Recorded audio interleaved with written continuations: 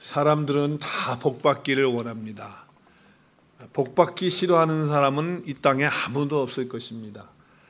복을 받기를 다 소원하고 또 복받고 살기를 원하는 것이 우리 사람의 마음입니다.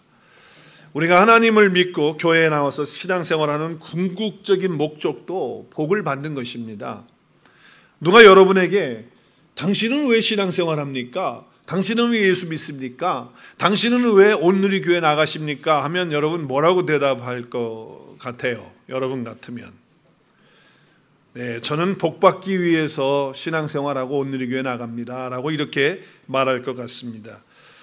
복받기 위해서 신앙생활한다라고 하는 것이 맞는 말입니까? 틀린 말입니까? 이쪽에서는 틀리다고 그러고 이쪽에서 맞는다고 그러니 이거 어떻게 하면 좋을까요? 우리가 예수님 믿고 복 받는 거는요, 틀린 얘기가 아니에요. 맞죠. 복 받기 위해서 우리가 예수님 믿는 거 맞습니다. 그래요. 우리의 궁극적인 목적은 복을 받는 것이에요.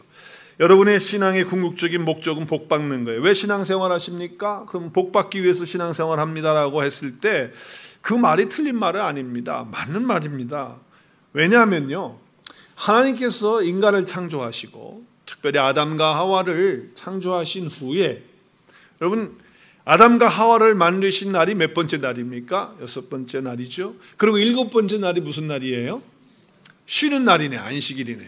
그러니까 사람은 쉬고서 일을 시작했어요? 아니면 열심히 일하고 쉬었어요? 먼저 쉬고 일을 했어요. 하나님 안에 들어가서 먼저 안식을 누리고 그리스도 예수 안에서 먼저 안식하고 그리고 일을 하는 거예요. 그 하나님의 원리죠. 자, 그런데 사람이 눈을 딱 떴어요. 그런데 하나님께서 사람을 딱 보시면서 첫 번째로 하신 말씀이 뭔지 아세요? 너희들 나 보이니? 그렇게 말씀하셨을까요? 뭐라고 말씀하셨을까요? 창세기 1장 28절이 하나님이 사람을 만들어 놓고 첫 번째로 하신 말씀이에요. 창세기 1장 28절, 하나님이 그들에게 복을 주시며, 하나님께서 첫 번째로 아담과 하와에게 하신 일이 뭐냐? 복을 주신 일이에요. 근데 그 복의 내용이 뭡니까? 생육하고 번성하고 땅에 충만하고 땅을 정복하고 바다의 물고기, 하늘의 새, 땅에 움직이는 모든 생물을 어떻게 하라고요? 다스리는 복을 주셨어요. 그래서 하나님은 사람에게 첫 번째로 하신 일이 뭐냐? 복을 주신 일을 하셨다고 하는 거예요. 하나님이 창조하시고, 자, 그리고 나서 사람들은 뭐예요? 그 복을 받아서 그 복을 누리면서 이 땅을 살아가도록 하는 것이 하나님의 창조의 질서고 원리였다는 거예요. 그렇다고 한다면 우리가 하나님을 믿고 신앙생활하는 것이 복을 받는 거예요? 아니면 복을 안 받는 거예요? 당연히 복 받고 복 누리고 살아가는 거죠. 그것이 우리의 신앙생활의 이야기다라고 하는 거예요. 특별히 성경에 나오는 복 받은 사람들 중에 오늘 우리가 읽은 말씀 아브라함의 복에 대해서 우리는 생각하지 않을 수가 없어요. 하나님께서 아브라함을 부르시고 아브라함을 인격적으로 만나시고 아브라함에게 복을 주셔요. 똑같이 아담과 하와에게 주셨던 것처럼.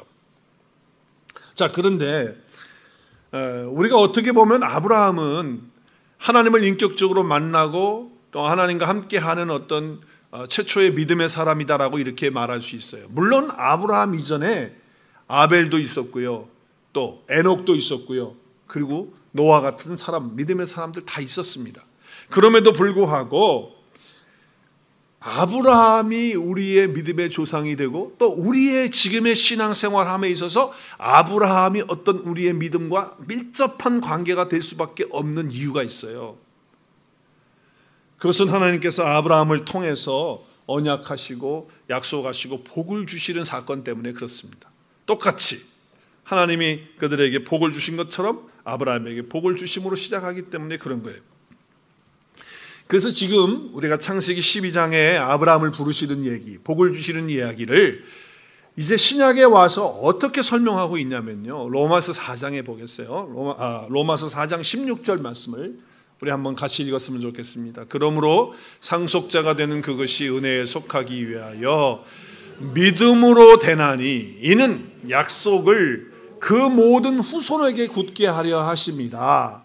율법에 속한 자에게 뿐만 아니라 아브라함의 믿음에 속한 자에게도 그러하니 아브라함은 우리 모든 사람의 조상이라. 그러니까 율법 가운데 있었던 유대인들도 아브라함의 조상이고, 또 율법에 우리가 속해 있지 않지만 이방인들이었지만 아브라함이 가진 그 믿음에 속해 있는 자들이라고 한다면 우리 모두가 다 아브라함을 믿음의 조상으로 둔 사람들이라는 거예요. 그렇기 때문에 물론 노아도 있었고 에녹도 있었고 훌륭한 믿음의 사람들이 다 있었죠. 히브리에서 말하는 믿음의 사람들 다 말하는데, 사실은 우리의 어떤 믿음과 밀접하고 또 우리의 믿음 생활에 가장 중요한 어떤 역할을 하고 있는 사람이 있다고 한다면 그 사람은 바로 아브라함이다, 그 말이에요. 아브라함이 우리의 믿음의 조상이 되기 때문에 그렇다는 것입니다. 자, 율법에 속한 사람뿐만 아니라 아브라함의 믿음에 속한 자들도, 믿음의 조상에 속한 사람들도 다 아브라함이 조상이 되었다, 아브라함이 우리의 조상이다라고 말하는데, 17절에 또 계속 읽겠습니다. 17절 시작. 기록된 바 내가 너를 많은 민족의 조상으로 세웠다 하심과 같으니 그가 믿는 바 하나님은 죽은 자를 살리시며 없는 것을 있는 것으로 부르시는 이시니라. 자, 여기 말씀에 보면요, 기록된 바, 뭐가 기록됐다는 겁니까? 어디에 기록됐다는 거예요? 어디에 기록됐다는 거죠? 구약 성경에 기록된 대로 아브라함을 불렀을 때, 우리가 창세기 오늘 12장 1절에서 3절 읽었는데, 거기에 부르시는 하나님의 부르심뿐만 아니라 창세기 17장에서 다시 한번 하나님께서 그 언약의 아들 이삭을 주시기 전에 언약하시는 그 사건이 있어요. 그래서 구약 성경에 아브라함을 부르셔서 언약 주셨을 때 하신 말씀이 뭐냐면 이거예요. 보라, 내가 내 언약이 너와 함께 있으니 너는 여러 민족의 아버지가 될지라. 이제 후로는 내 이름을 뭐라고요? 아브라함이라 하지 않고 뭐라고 불러요? 아브라함이라고. 누가 이름 바꿨습니까? 하나님이 이름 바꿔줬습니다. 그 뜻이 뭐예요? 내가 너를 여러 민족의 아버지가 되게 하려 함이다 라고 말씀하고 있어요. 자, 그러니까 이 아브라함의 언약을 통해서 아브라함의 믿음을 가진 모든 자들은 아버지가 된 거예요. 아브라함이 우리 조상이 된 거예요. 우리의 조상이 됐어요. 아브라함이 믿음의 조상이 됐어요. 오늘 분명히 말하잖아요. 내가 너로 여러 민족의 아버지가 되게 한다. 그러면서 이름을 바꿨어요. 원래 이름은 아브라함이에요. 아브라함. 근데 아브라함의 뜻이 뭐냐면 존귀한 아버지라는 뜻이에요. 아브라함 뜻이 존귀한. 그런데 하나님은 어떻게 바꾸세요?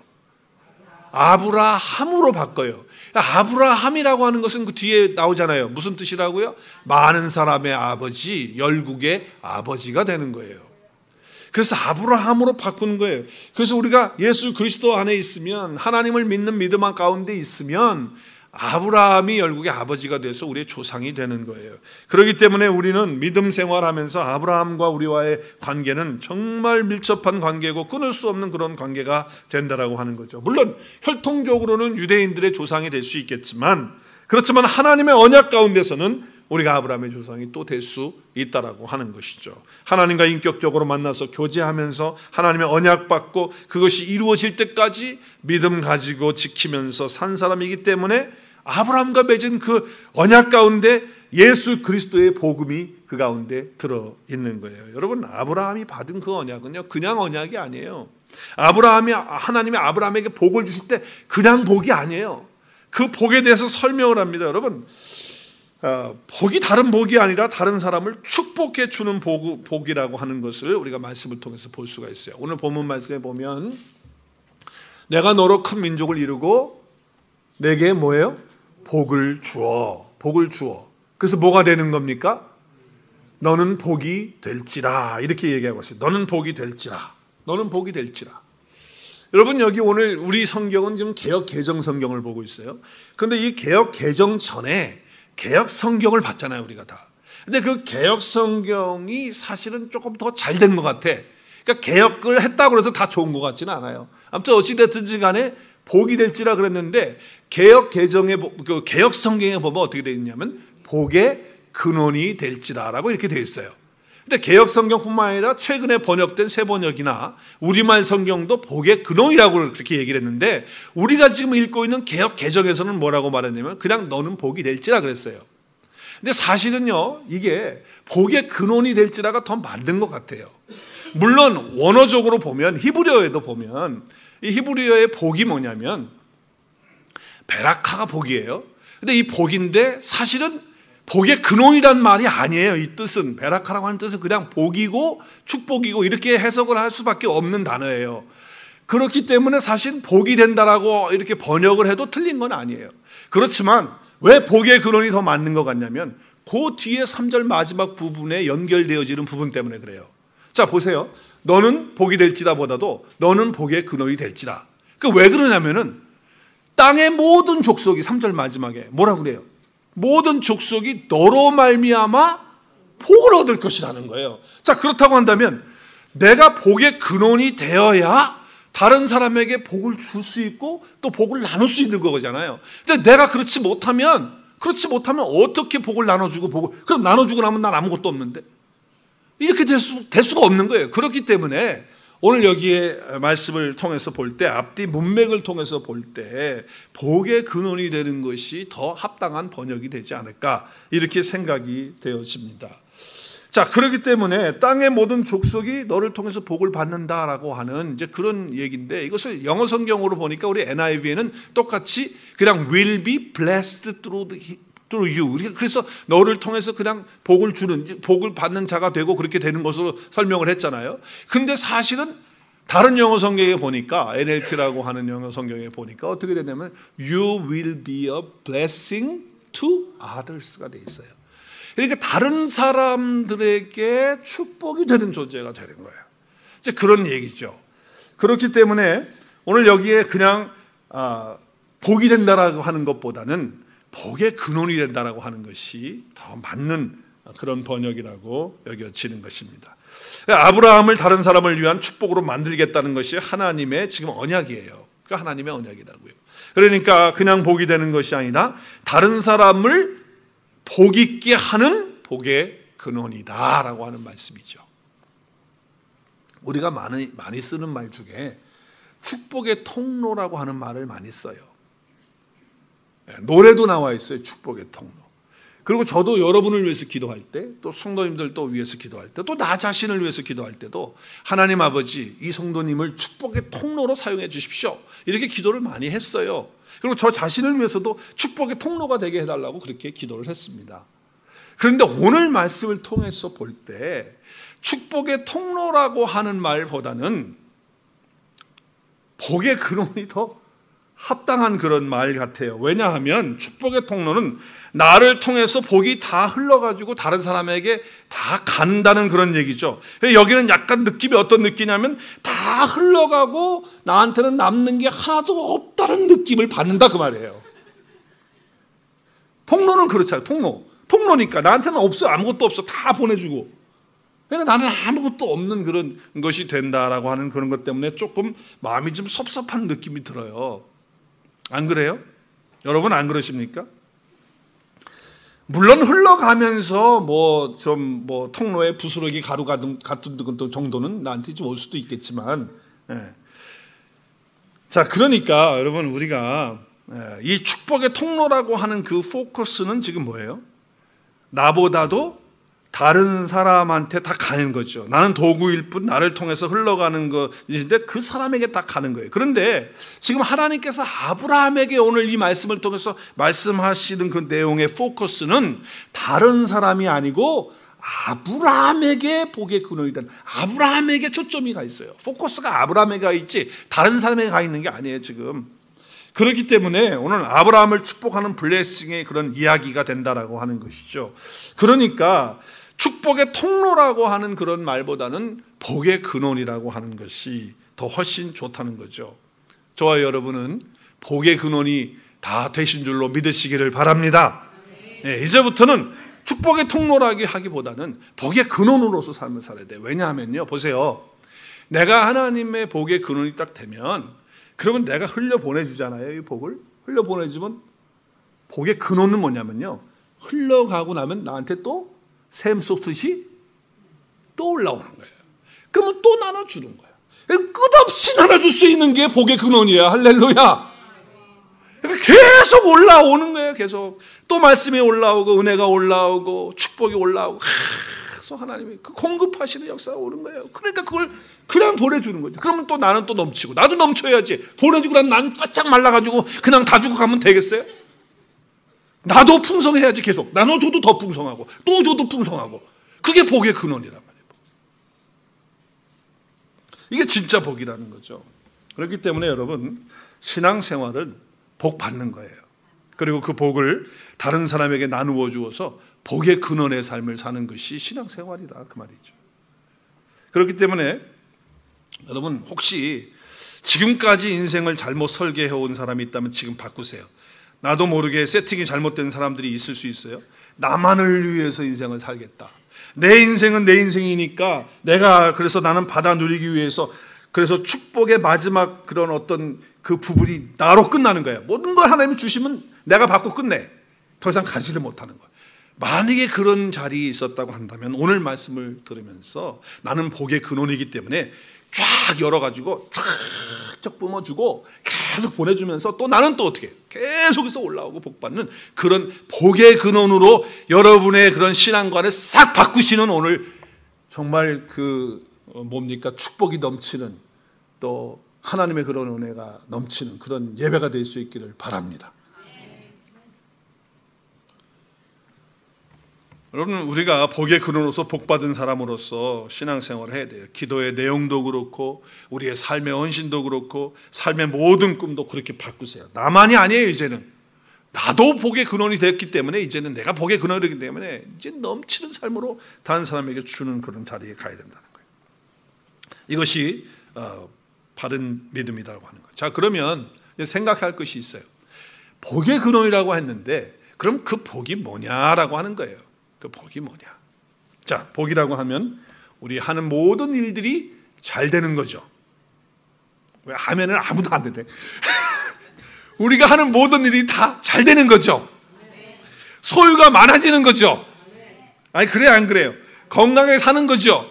오래 사는 거죠. 그래요? 또 어떤 사람은 오래 산다 그러면 막 부담 갖는 분들이 있어요.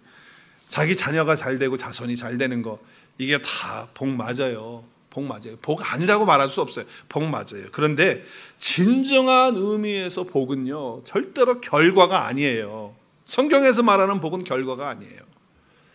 그것이 어디에서부터 나왔느냐, 그 복이 어디서부터 주어졌느냐, 나에게. 내가 열심히 해가지고 나 혼자의 힘으로 어떻게 만들어내가지고서 주어진 것이냐, 아니면 하나님 아버지로부터 온 것이냐라고 하는 것이 중요한 거예요. 세상 모든 일도 마찬가지예요. 결과만 가지고 말하는 것은 문제가 있어요.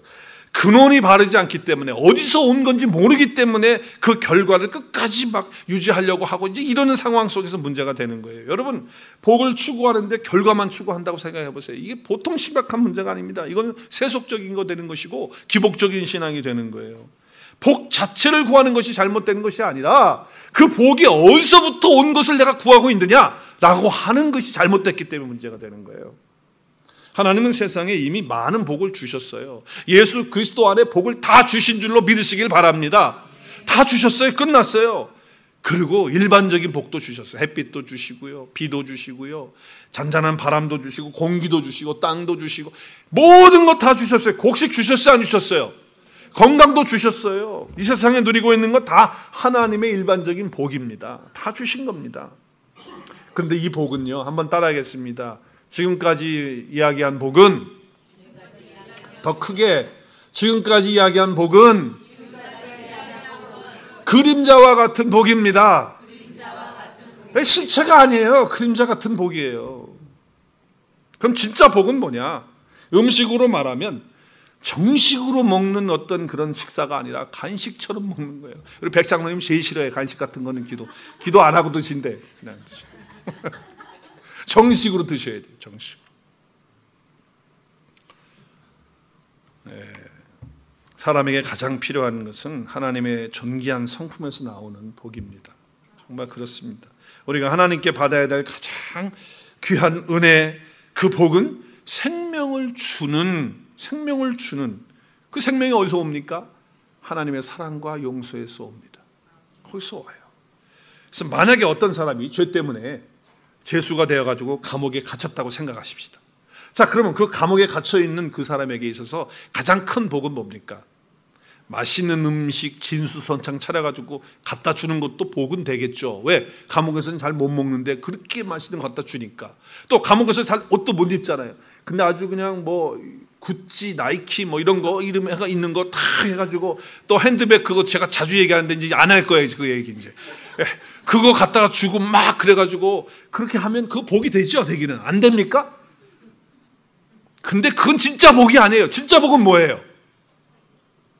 지금 그 감옥에서 나오는 게 진짜 복이죠. 그래서 생명은 새 생명을 얻고 새로운 삶을 출발하도록 해주는, 자유를 주는 게 그게 진짜 복이지. 거기다가 갖다가 맛있는 거 갖다 주고 좋은 옷 갖다 준들, 그게 무슨 복이 되겠냐고요. 물론 우리가 볼 때 복은 복이야. 그런데 그 진짜 복 아니거든.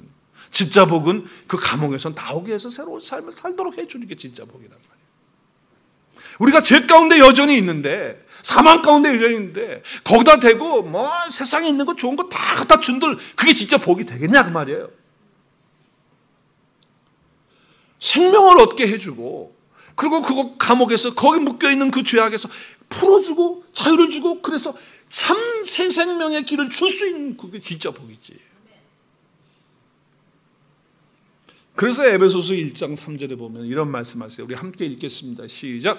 찬송하리다 하나님 곧 우리 주 예수 그리스도의 아버지께서 그리스도 안에서 하늘에 속한 모든 신령한 복을 우리에게 주실 거예요? 앞으로 주실 거예요? 아니면 안 줄 거예요? 아니면 주시래요?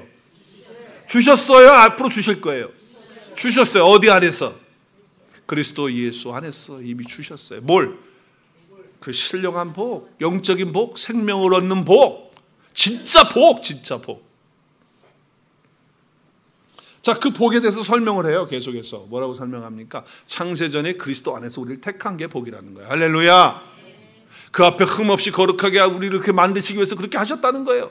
그래서 우리를 예정하셔서 그리스도로 말미암아 하나님의 아들이 되게 하셨어요.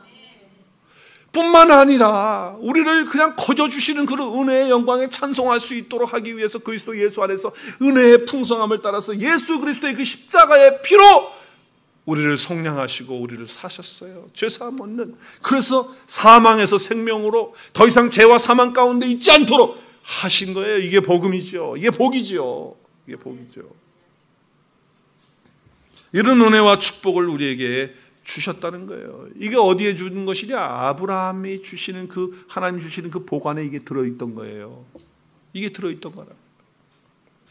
자, 그래서 우리는 복음 그러면 굿뉴스, 좋은 소식, 복된 소식, 그냥 단지 그냥 그렇게 알고 있지만 사실은 복음의 더 깊은 내용을 우리가 알아야 돼요. 그 유앙겔리온이라고 하는 그 헬라어의 그 복음의 그 단어는요, 어마어마한 것이 담겨져 있어요. 어마어마한 것이. 예수 그리스도의 구원을 통해서 회복된 삶이 복음이죠. 그래서 우리가 어떻게 됐어요? 하나님의 자녀가 되어서 예수 그리스도 안에서 하나님의 상속자가 되고, 그분 안에 들어가서 그분과 함께 지체가 되고, 또 그분과 함께 약속에 참여한 자가 되어지는 거죠. 우리 한번 읽을까요? 시작. 이는 이방인들이 복음으로 말미암아 그리스도 예수 안에서 함께 상속자가 되고 함께 지체가 되고 함께 약속에 참여한 자가 됨이라. 아멘. 그래서 아브라함에게 복을 주신 거예요. 복의 근원이 되도록 하신 거예요. 이 복을 주시려고. 그래서 아브라함에게 먼저 복음을 전하셨다고 얘기를 하는 거예요. 그러니까 우리가 지금 읽은 창세기 12장 2절 3절에서 하나님께서 아브라함에게 복을 주시고 복의 근원이 되게 하시고 이제 너로 하여금 모든 민족이 다 복을 받게 하시는 그 복이 뭐냐? 그 복이 뭐냐? 아브라함에게 먼저 주신 복이 뭐냐?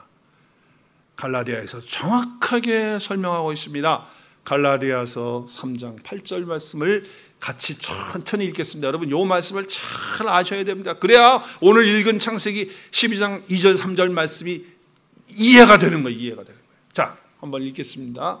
또 하나님이 이방을 믿음으로 말미암아 의로 정하실 것을 성경이 미리 알고, 그 다음에 먼저 어떻게 했다고요?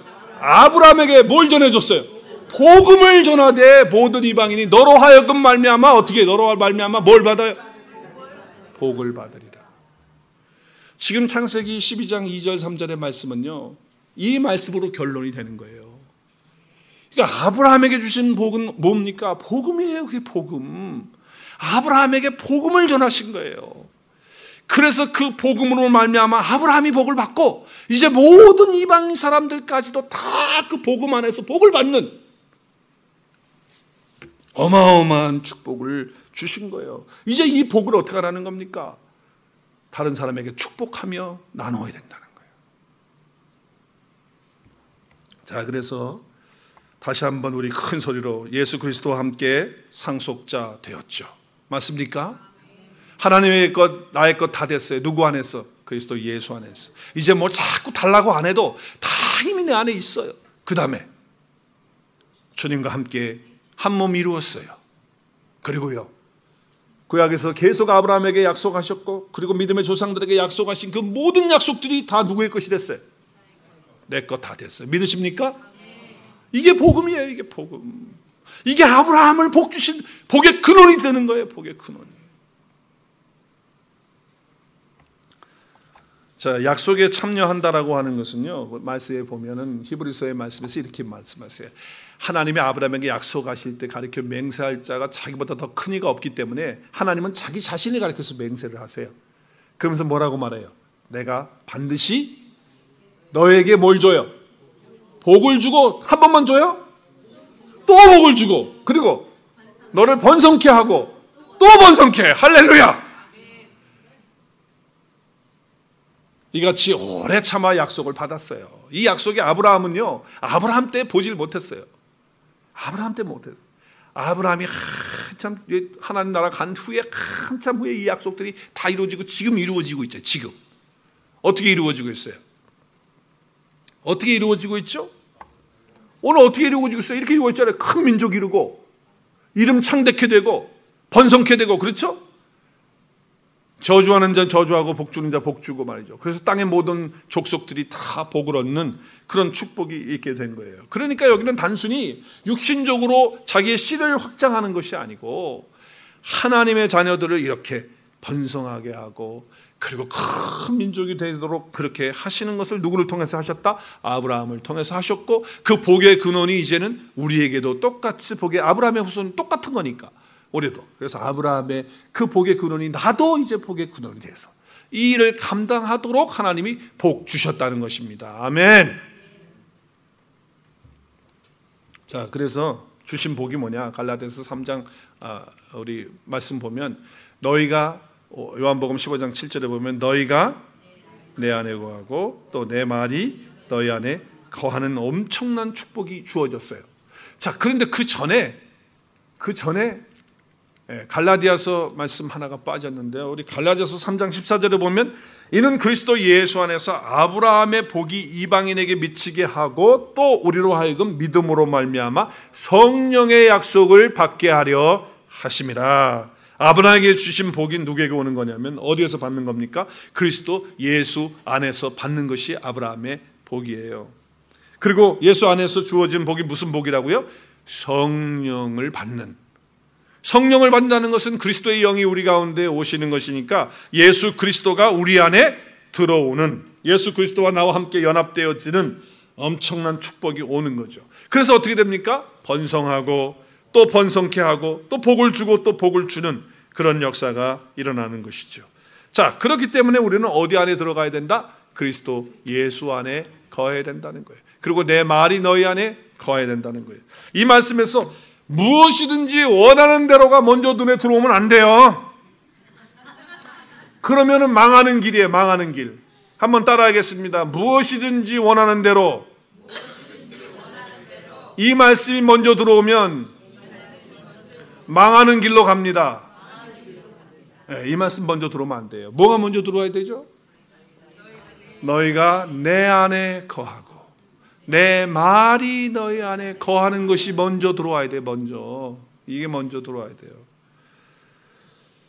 그러면 주님이 원하시는 것을 구하게 되지 않겠어요? 그렇죠? 주님이 내 안에 있고 내가 주님 안에 있고 주님 말씀이 내 안에 있으면 누가 원하는 거 구하겠어요? 내가 원하는 거 구하겠어요? 주님이 원하는 거 구하겠어요? 주님이 원하는 거 구하는 거예요. 그러니까 무엇이든지가 주 안에서 구하게 되는, 그 구하는 거예요. 그러니까 어떻게 된다고요? 반드시 이루어진다는 거예요. 무엇이든지만 원하는 대로 구하라 그러면 이루되 여기만 신경 쓰다 보면 그때부터 뭐가 나오느냐. 구하기는 구했는데 가질 수가 없어. 구하기는 구했는데 뭔가가 이상해. 답답하고 해결이 안 되고 말이죠. 다 얻었는데도 불구하고 뭐가 아니야. 이렇게 되는 거예요. 예수님이 움직이시겠어요? 안 움직이시죠. 그렇기 때문에 예수 그리스도 안에 또 그분 말씀 안에 있는 거예요. 그 말씀이 뭡니까? 말씀은 영이고 생명이에요. 주님의 말씀은 뭐예요? 영이고 생명이에요. 하나님의 영과 생명을 가지고 그리스도 안에 있으면 무엇인지 구하면 뭐냐? 이게 뭐냐? 아버지 하나님이 원하시고 주님이 원하시는 것을 구하게 되는 거예요. 그래서 이루어지는 거죠. 하나님께서 이루어주시는 놀라운 역사를 보는 거예요. 자, 그런데 오늘날 아브라함이 받았던 그 복을 어디까지 변질시켰냐면은 이 중동에 있는 유대인들 그 세계 가운데서 말이죠. 그냥 가지고 있는 유대인들이 갖는 복. 그게 뭐예요? 미국을 지금 유대인들이 경제적으로 꽉 쥐고 있어요. 유대인들이 은행에서 돈 다 빼가면 미국 휙 해요, 그냥.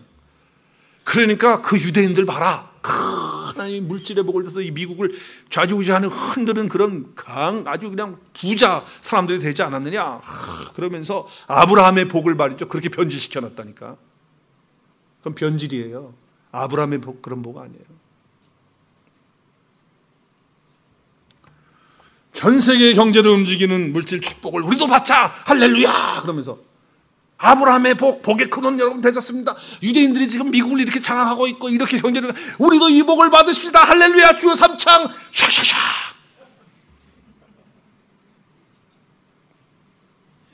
그러면은 따라하십시오. 그러면 멸망하는 복음입니다. 복음은 복음인데 멸망하는 복음입니다. 물질은 줄 수도 있고 안 줄 수도 있는 거예요. 그래요. 그건 하나님의 소관이야. 하나님이 물질을 줄 수 있어요. 또 가난하게 할 수도 있고 부자 되게 할 수도 있어요. 그것으로 복을 따집니까? 그럴 수 없죠. 우리가 아브라함의 후손으로 그리스도 예수 안에 있는 사람이 어떻게 그럴 수가 있어요? 하나님이 주시는 복에다가 자꾸 변질된 복음을 하면 타락하는 지름길이 되는 거예요. 자, 오늘 히브리서 아까 말씀해 보면 오래 참음으로 약속을 받았다고 말하고 있어요. 네, 복음 받은 자로서 우리 예수 그리스도의 복음을 받은 복의 근원이 이미 되었는데, 그래서 우리는 뭐예요? 번성하고 이제 어떻게 됩니까? 창대하고 할렐루야. 그리고 이제 모든 민족이 나 때문에 복을 얻는, 나 때문에 예수 그리스도를 믿게 되는 엄청난 축복을 받게 된 존재들이라고 하는 것이죠. 자, 하나님은 아브라함을 단순히 복 주시는 것뿐만 아니라 뭐가 되게 하셨다고요? 복의 근원이 되게 하셨어요. 복의 근원이라고 하는 것은 뭐예요? 복을 흘려주고 보내주고 또 복을 끼치고 복을 나누어주고 하는 그런 역할을 하는데, 복의 근원은 계속해서 어떻게 된다?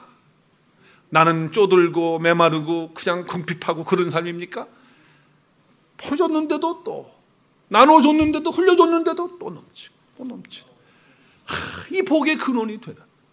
이런 역사를 받았다고 한다면 이제 우리는 어떻게 해야 돼요? 계속해서 흘려줘야 돼요? 안 흘려줘야 돼요? 흘려줘야 돼요. 그런데 왜 막히죠? 그런데 왜 막혀요? 자꾸 왜 막혀요? 왜? 뭐 때문에?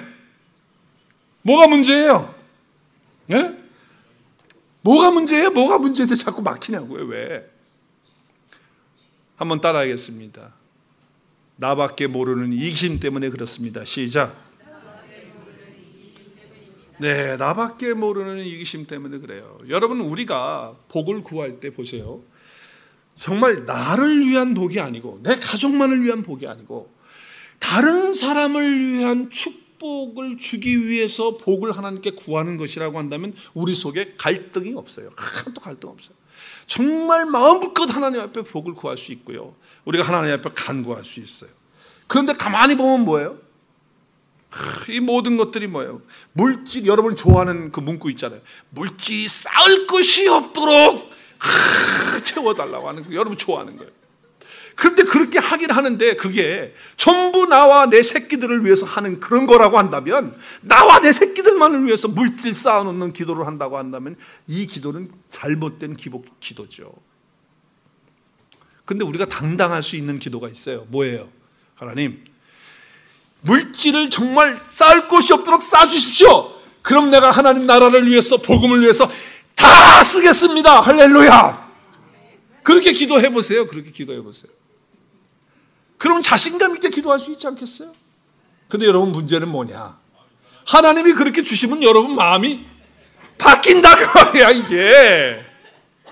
이게 또 문제라. 이게 또 문제라. 하나님이 정말 그렇게 기도하면, 우리 중심이 그렇다면, 진짜 중심이 나를 위한, 복을 위한 기도가 아니고 다른 사람에 위해서, 그 영혼을 위해서, 그 복음 전환을 위해서, 선교하는 일 위해서 내가 다 쓸 테니까 하나님 정말 쌓을 것이 없도록 물질을 좀 주십시오 라고 하는 그 진실된 마음으로 우리가 기도할 때 하나님이 왜 중심을 안 보시겠어요? 그 중심 보시고 물질 주실 거예요. 축복 주실 거예요. 근데 문제는 뭐냐? 받고 난 다음이 문제다 그 말이에요. 화장실 들어갈 때 하고 나올 때 하고 틀리다 그 말이죠.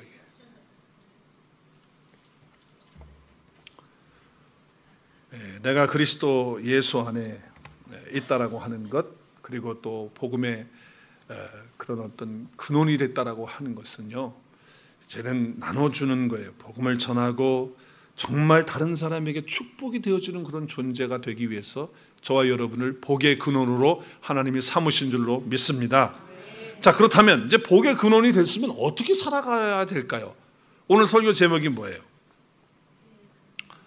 복의 근원으로 살아가는 사람. 자, 그러면 내가 복의 근원 됐어요.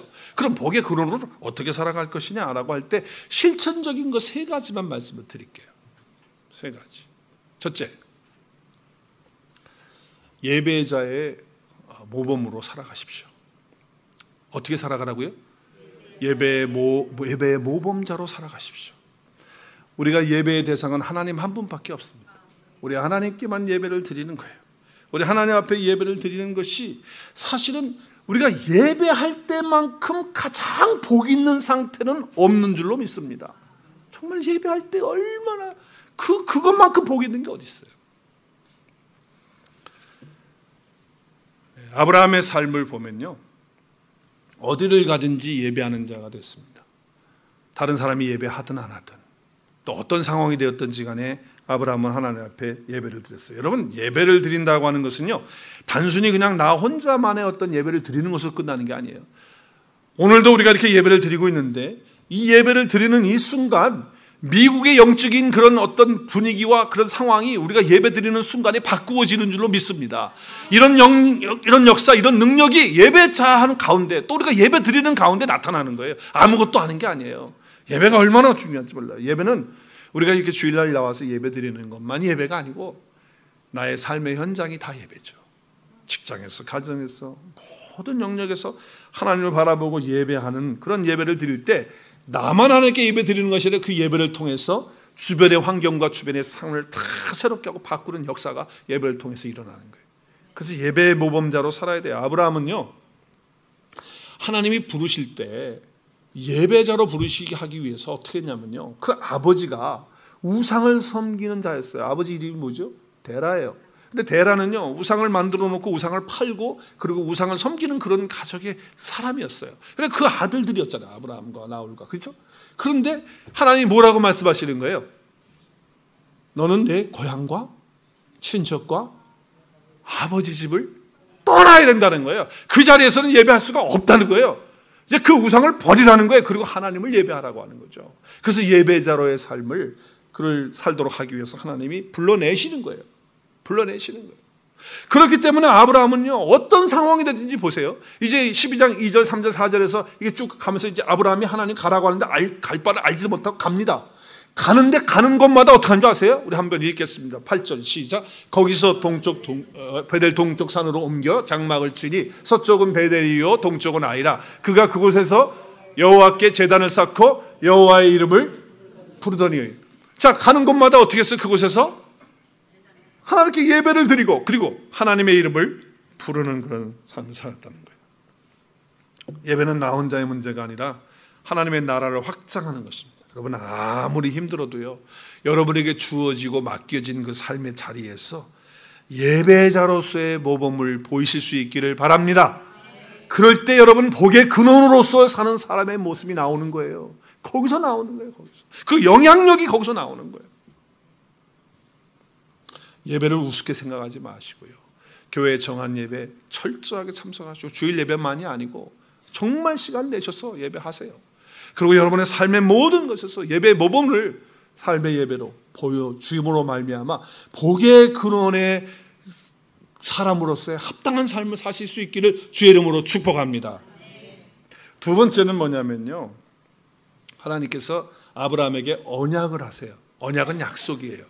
하나님 언약을 하셔서 약속을 하시는데, 언약을 믿고 아무리 힘들어도 그것을 지키기 위해서 참고 견디고 그리고 앞으로 나가는 그런 사람이 되어야 돼요. 여러분, 하나님의 언약을 지킨다는 게 쉬운 일이 아닙니다. 그 언약이 이루어지기, 약속이 이루어지기까지는요 많은 시간이 걸려요. 아브라함도 중간에 삐끄덕했잖아요. 한번 힘든 거예요. 왜? 기다려야 되니까. 어떨 때는 견뎌야 되니까. 이거 쉽지 않은 거예요. 그러나 하나님의 언약의 약속의 말씀을 반드시 이루어지는 줄로 믿습니다.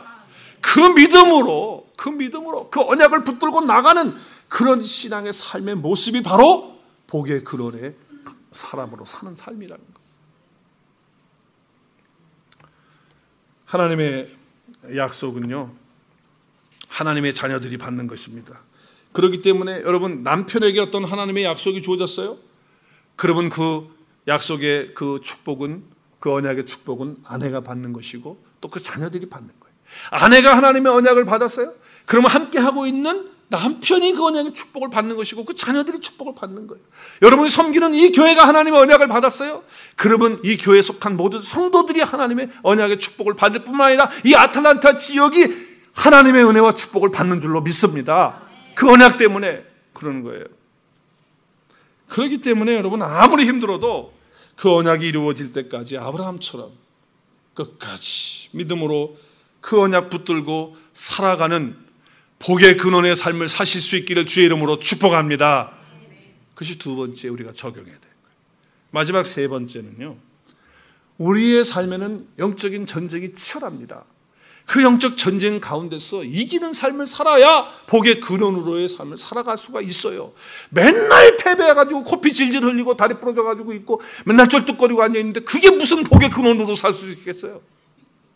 맨날 아이고 죽겠다 그러고 못 살겠다 그러고 맨날 쳐가지고 그러고 앉아있고 감정 폭발해가지고서 감당 못하고 그래가지고서 무슨 복의 근원이 있어? 될 수가 없는 거예요. 여러분, 세상에 얼마나 많은 유혹이 있는지 몰라요. 내 내면에서부터 갈등이 얼마나 싸움이 일어나는지 몰라요. 여러분 그렇잖아요. 하루에도 몇 번씩 내 속에서 싸움이 일어난다고요. 뿐만 아니라 환경에서 사람을 통해서 이 모든 이런 유혹들과 환경들과 집요하게 공격해오는 그 사단 마귀의 전략과 이런 것들을 통해서 우리가 영적 전쟁에서 있는데 여기서 맨날 지고 앉아있는데 무슨 복의 근원으로 살아요? 승리하셔야 됩니다. 여러분, 어떻게 보면 그냥 싸우는 게 아니에요. 성문을 지키는 전쟁과 같은 거예요. 여러분, 우리 사극 같은 거 보면 이렇게 전쟁하면 성문을 견고하게 지켜야지 성문이 뚫려버리면 끝나는 거예요, 다. 그러니까 우리의 신앙은요, 어떻게 보면 내가 성문을 지키고 있는 거예요. 근데 거기서 딱 무너져 버리면 다 죽어버리는 거예요. 다 죽어버리는 거예요. 거기에서 무슨 복의 근원, 복자도 못 나오죠. 삼국지에 보면 재밌는 이야기가 참 많이 나오죠. 여러분 혹시 삼국지에서 기억하고 있는 내용들이 여러분 혹시 이렇게 재밌고 또 감명받았던 내용들이 아마 각자에게 있을 텐데, 저도 거기에서 한 가지 그 삼국지 내용 가운데 그 조조의 그 100만 군대가 유비의 군대들과 싸움을 해요. 그 싸움을 해가지고서 유비 군대들이 패하고 그리고 조조가 이깁니다. 그래서 이제 그 유비의 그 군대들이 다 퇴각을 하고 이제 다 뒤로 물러가는 거예요. 그러는데 유비의 아들, 어린 아들이 있었는데 그 아들을 데리고 나오는 걸 못 데리고 나왔어요. 그래서 적군 그 조조 그 100만 대군의 그 조조 그 군대 앞에 있는 거예요, 그 아들이. 그때 그 유비의 부하였던 조자룡이가 그 아이를 그 적군에 뛰어들어가지고서 품에 안고 막 뛰어나오는 거예요. 그러니까 조조의 100만 군대들이 말이죠, 저거 잡아라! 그러면서 막 쫓아가잖아요.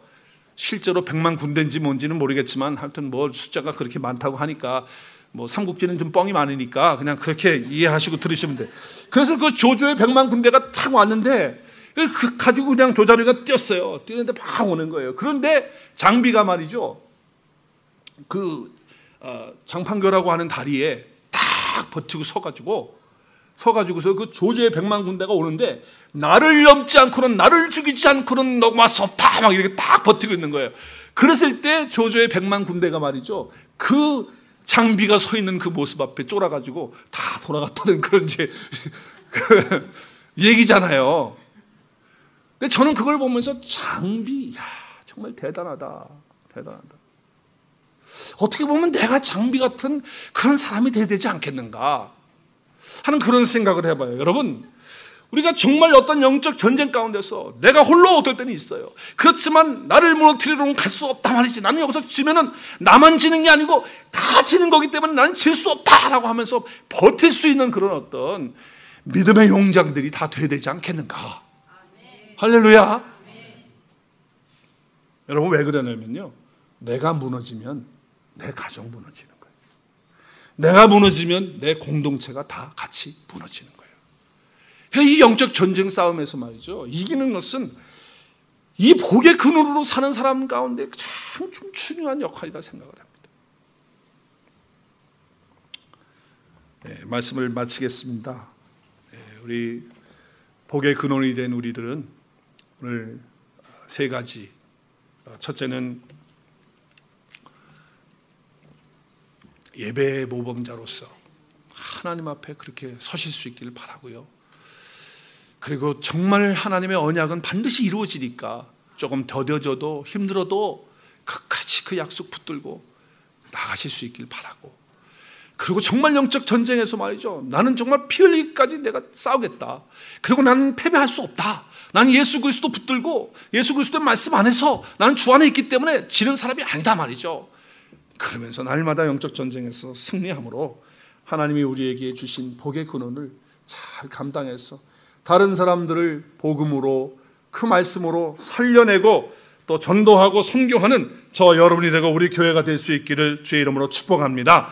나 한 사람 가운데만 머물러 있는 것이 아니고 이제는 뭐예요? 다른 사람을 축복할 수 있는 자로 전도와 선교의 영혼 구원에 앞장서서 정말 한 영혼을 살려내고 하나님 앞에 올려드리는 그런 일을 감당하는 여러분의 직장 생활, 사업, 그리고 여러분의 신앙 생활 되실 수 있기를 주님의 이름으로 축복합니다.